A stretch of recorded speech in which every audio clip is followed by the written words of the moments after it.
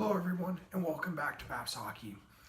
Today I'm going to talk about some MFR techniques and I'm going to be putting up several videos on different areas that you should be working on to try and retention and again really get those very tight areas to kind of be less dysfunctional and open up those areas so that you're able to be more functional with your movement.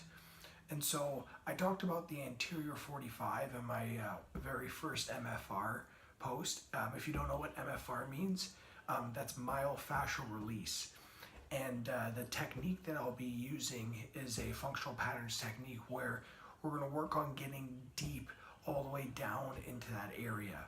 And so we're not going to be rolling back and forth. Essentially, you always see, like I'm going to be using a ball here. You can use a lacrosse ball, but you see a lot of people who will get on an area and just roll back and forth. That's not what we're trying to do here. That's going to hit the superficial layer, which is the top layer, over top of your skin and your muscles. And again, it'll touch on the fascia, but I really want to get deep down into where that dysfunction lies. Typically, those dysfunctional adhesions or knots inside different areas of your body are going to be really deep. They're not going to be at the top layer. They're going to be deep down into that, closer to the bone. It's going to be deep in that fascia. They're called fascial adhesions. So for the first one, I'm going to talk about the TFL. Okay, so that's going to be located right up here, close to your hip flexor, right by your hip flexor, attached to your IT band. QL is up in that area, your glutes around that area. So this is an area that typically gets log jammed, especially for hockey players. Again, when we're opening up our hips, abducting our hips constantly, again pushing through under stride, it's very abnormal. So this area tends to get overcompensated and it gets really jammed up. So again, here what I like to do is I like to use a ball. Again, start small. Start with start with a softer ball like a tennis ball. Work your way up to a softball, lacrosse ball. This is again it's got a couple of different spikes on it. I really enjoy this one. It works well at getting deep down in those nitty-gritty areas. But again, just work your way up. Start soft, and then again once you start feeling more comfortable going through there, you'll be able to progress up to different types, different balls that you can use to try and really get down in those areas. Okay, and so I like to, again, once you find that spot, you're gonna lie down and really extend. We're back here. Extend this arm again. Extend that back leg where the TFL is being worked, and then really extend that outside leg over top of it. And I just want you to sit on that spot.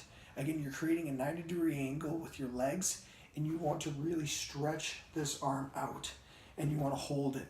Typically, I like to go with 2 minute intervals with this. So I want you to hold in there and really get in there in that tight spot, that TFL, and really just hold the ball in that area. Okay, so you want to hold it for about 2 minutes. Switch sides. If you feel any sharp pain, or you feel like it has to be very, very uncomfortable, then again, either the ball's too hard or you're hitting the wrong spot. Okay, or you're going just way too hard. So you don't want to be doing that. You just want to feel, again, it just working into that tight spot, and slowly, again, you're trying to unknot that area and retension it. You want to retension those lines. So essentially what's happening is when you're compensating or you have dysfunctional movement, that TFL is going to get locked up. So again, I recommend going 2 minutes to start, and then you can work your way up, maybe to 3, 4, 5 minutes even, depending on how tight or how bad that area is, and depending on which ball you use. Okay, so I like to set my routine. I have a bunch of different spots that I like to hit, which I'll go through. I'll have about 6 different videos, different areas that you should hit. This is definitely one of them. Go 2 minutes on this side, 2 minutes on the other side, and you're gonna see that area really lengthen up. The last thing is, the reason I'm extending my arm and my leg that way is because there's something called a lateral line. And that lateral line connects from the top of your neck and it goes all the way down the sides. And so essentially, if there's a knot here or there's a dysfunctional spot right here, again, that's gonna lock up that lateral line and it's not gonna allow it to move efficiently. And if you watch hockey players, you're constantly flexing and extending your body and using that lateral line. So it's really important to work that area. Thanks for tuning in. I got a bunch more videos coming up on this. If you have any questions, drop a comment or like below. Please don't, remember to subscribe to my channel, check my new website out, and look forward to helping you get to the next level.